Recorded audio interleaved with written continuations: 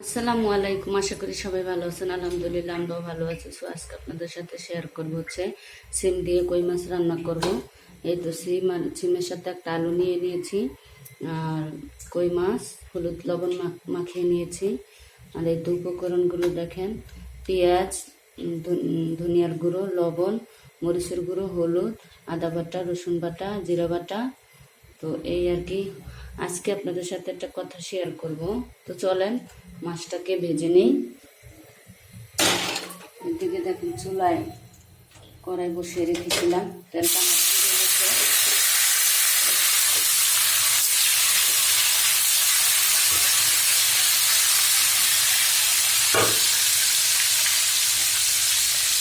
তো আপনাদের সাথে যেটা শেয়ার করবো সেটা হচ্ছে, আজকে শাহিনার নানু বাড়ি যাবো, আজকে আমার বাবার বাড়ি।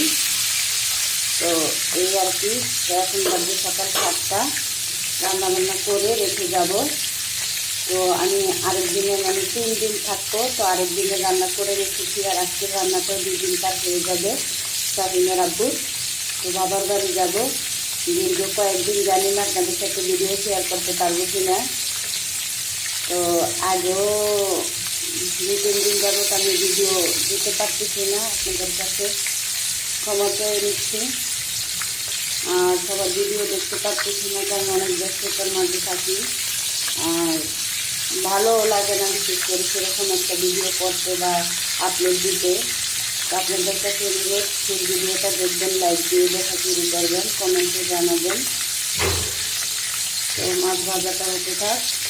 তো এই তো আমার মাছটা ভাজা হয়ে গেছে, উঠিয়ে নেব। তো এই তো পেঁয়াজগুলো দিয়ে দিচ্ছি।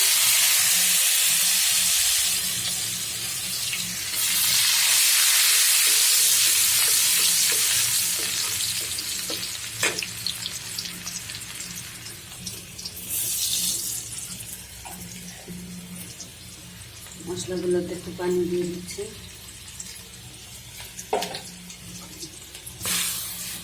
না হয় অনেকটা ঝাঁজ ওঠে, তো এই জন্য মশলাটা সুন্দরভাবে পানি দিয়ে মেখে পরে দিচ্ছি।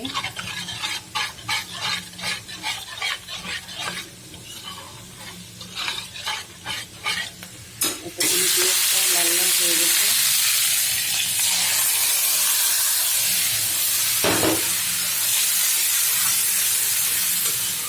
এবার সুন্দর করে কষতে থাক। মশলাটা সুন্দরভাবে কষে গেছে, এখন দিয়ে দিচ্ছি।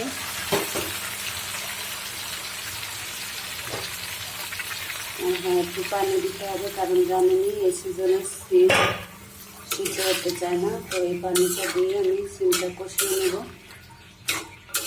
এর জন্য পানি দিয়ে নিলাম।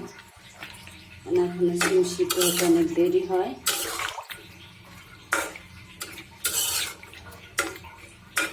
তো এটা এখন সুন্দরভাবে কষানো হতে থাক।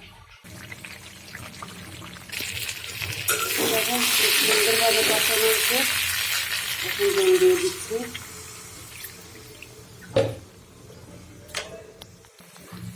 তো এই তো মাছগুলো দিয়ে দিচ্ছি।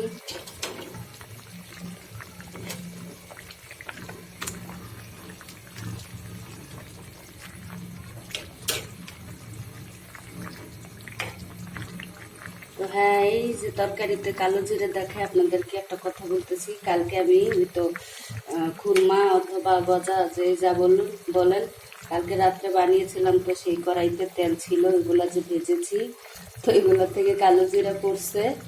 তার জন্য এই দেখেন, তরকারি তো তেলে কালো জিরে ছিল, উঠাইতে পারিনি, আর কি করার।